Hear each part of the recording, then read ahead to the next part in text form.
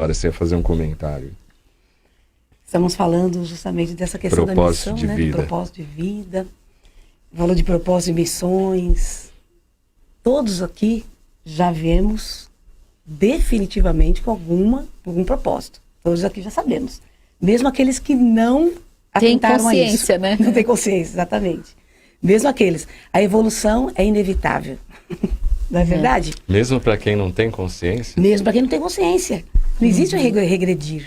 Existe acionar. Não é verdade? Qualquer maneira, se ele veio errar, ele errou e nesse erro ele está aprendendo. Ok? Aliás, os erros é que fazem a gente aprender as coisas. Perfeitamente. Que é certo, não? Perfeitamente. Mas quando você fala ele veio errar, não dá a impressão que ele já veio com isso? Ele veio com a intenção de acertar. Todos aqui viemos com a intenção de acertar. Todos. Porque se nós tivemos um propósito anterior, nós já somos aqui um ser já bem programado anteriormente. O que nós fazemos aqui é outra coisa. Então o erro é uma escolha nossa. Com certeza é algo que nós olvidamos aquilo que nós nos comprometemos e nesse esquecimento você acaba por equivocar, se deixando levar com as coisas do mundo que são extremamente tentadoras. Se perde no caminho. Eu queria né? até pegar esse conceito que está se falando, as questões 258 até 273 do Livro dos Espíritos, Escolha das Provas, tá certo? Tem uma coisa interessante que você citou, Dora, que é essa questão do esquecimento. As pessoas acham que o esquecimento do passado é para atrapalhar na evolução dela, quando na verdade é para ajudar. Até ajudar você, de repente, a cometer os mesmos erros, para que você sedimente o aprendizado. Novas tentativas. Para você ter a liberdade de errar de novo, entendeu? Mas, puxa, mas é assim? Ora, tem pessoas que, infelizmente, precisam, às vezes, passar por 2, 3 vezes pela experiência para poder sedimentar o aprendizado. Pode acontecer. Então, eu sou bem favorável a isso, viu, Cláudio? De que a gente está aqui todo mundo no processo de desenvolvimento, de aprendizado. Eu comecei a fala dizendo que a grande missão é o seu desenvolvimento espiritual, não é isso? Com certeza. E às vezes o desenvolvimento espiritual passa por passar é demais. Passa por você enfrentar situações adversas. E desafios. E é na diversidade que a gente cresce, que a gente evolui, né? Que a gente para fazer esse raciocínio, né? Onde que eu preciso mudar? Eu tô na trilha correta? Não tô? Qual que é o caminho que eu tenho que seguir? Então, é através da diversidade.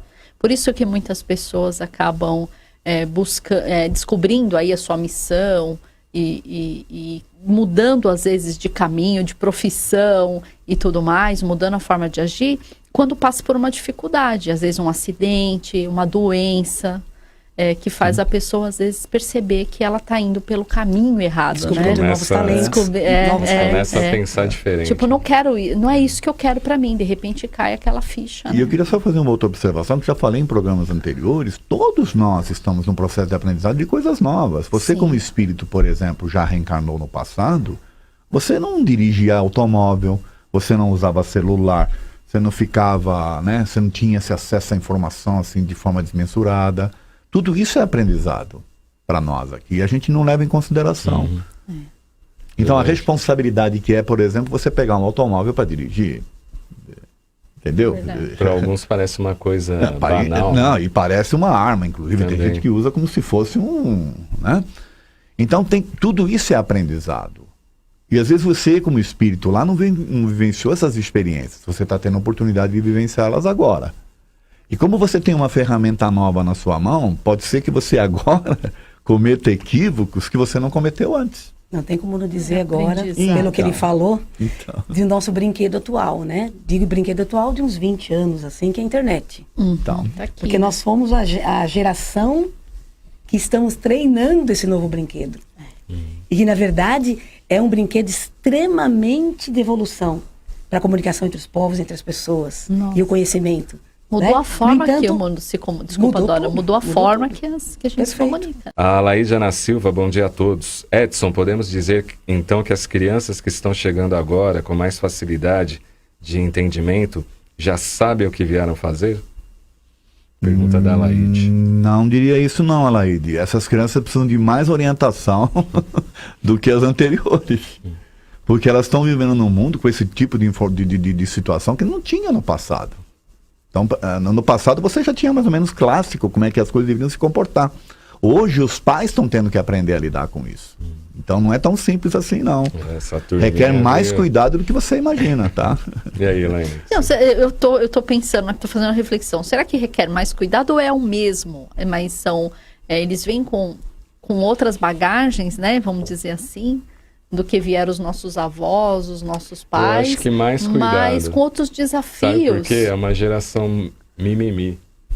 Você acha isso? Os nossos avós e pais, quando falavam com a gente, ou a gente baixava a cabeça ou ia chorar tomava no uma canto. Mas não tinha o mimimi. Tanto que hoje, eu lembro de apanhar, mas isso não me afeta. Humanos, né? Mas hoje essa geração, você falou um pouquinho mais forte, é o mimimi. Acho que precisa mais ainda. Eu acho que é uma geração que eles têm muitos direitos, assim, eles têm consciência, né, dos direitos. E eles exigem essa postura dos pais hoje, né? Porque você falou isso, eu lembrei da minha sobrinha, que é a mãe brigando, e ela disse que ia ligar para o conselho tutelar. Onde que passa na cabeça da nossa geração? Essa daí. Né? Puxou a tira. Então, por quê? Porque eles têm acesso às informações agora. Por isso que eu estou falando que tem mais cuidado. Eles têm muita informação, a gente não tinha, né, tanta informação assim, né? Mas eu acho que são desafios diferentes. Já falei do Zygmunt Bauman e vou relembrar de novo. Somos inundados de informação e sedentos de sabedoria. Porque existia não sei se a Dora também concorda, por exemplo, na minha época que eu estava na escola, que hoje seria o ensino médio, né?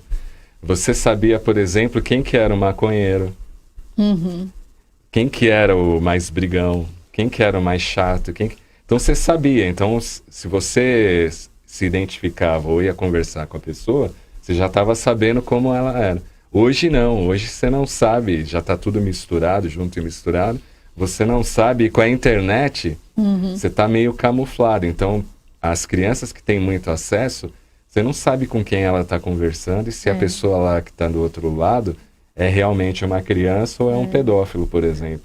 Então a coisa ficou mais misturada. Então o nosso ciclo social era menor, né? A nossa convivência era num ciclo reduzido. Era a escola e os amigos da rua, né? Então essa frase aí tem muito a ver com Nesse sentido é que eu disse que hoje os pais também estão aprendendo a ser pais. Sim. Com essa coisa toda que está acontecendo aí. O modelo de pais do passado não serve mais para hoje. Entende? Os pais se atualizam também. Desculpa, eu estou falando como se eu fosse um conhecedor do assunto, mas eu sou pai também, quer dizer, a gente vivencia. Somos pais. Então a gente eu vivenciei isso. Quer dizer, essa capacidade de você lidar com a tecnologia e saber como orientar lá os seus filhos a usar a tecnologia de forma adequada, né? Então, hoje, infelizmente, eu diria que é o grande desafio dos pais, né? Saber tratar com isso. Você mesmo citou um exemplo aí. Uma criança, quantos anos ela tem, que você falou?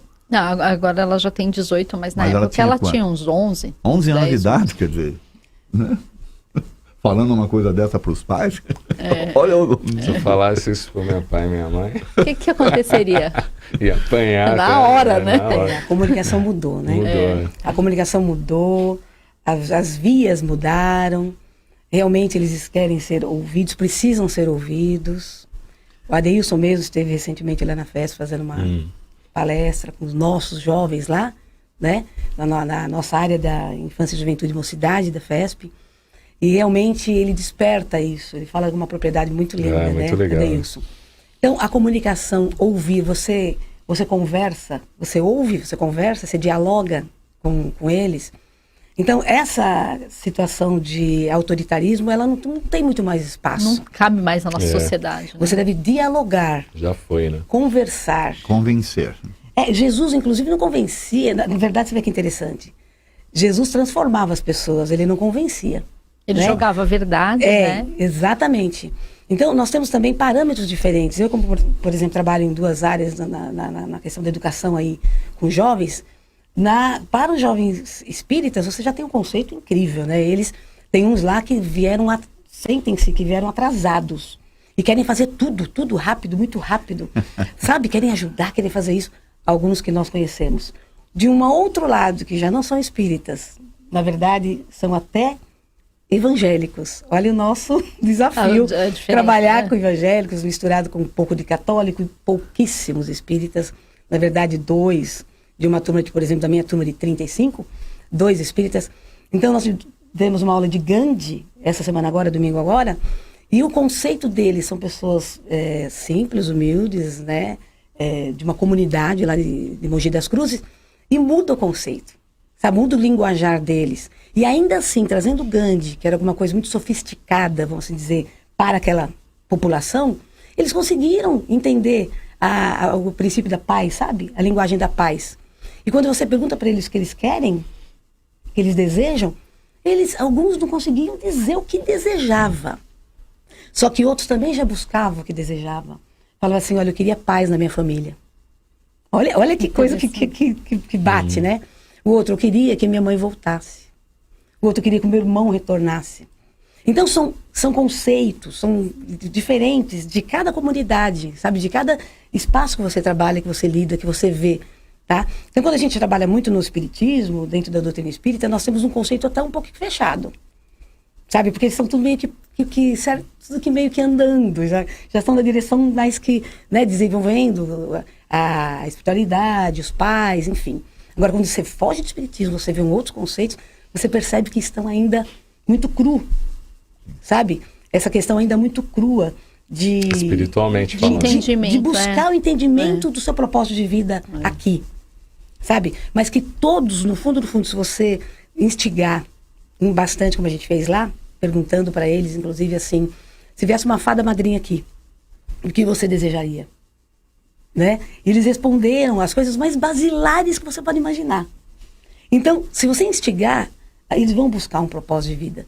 Agora, que realmente os conceitos diferenciam de comunidade para comunidade, diferenciam sim. E as necessidades. Desculpa, Cláudio, eu te interromper, mas tem tudo a ver, Dora, um pouco antes de você chegar no primeiro bloco, a gente estava falando um pouco sobre isso, sobre essa questão da educação, né? Sim. O quanto você veio perdendo ao longo dos anos na educação, o quanto você deixou de investir numa educação de qualidade, né?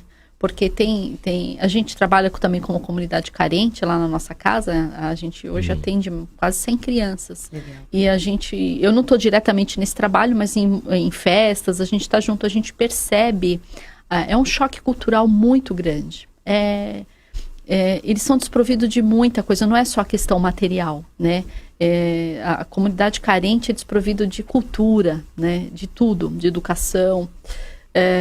E infelizmente é uma pena que as nossas políticas públicas hoje não atendam aos anseios e às necessidades da sociedade na questão da educação, né? Porque só assim para mudar realmente a nossa realidade, né? Acho difícil atender mesmo.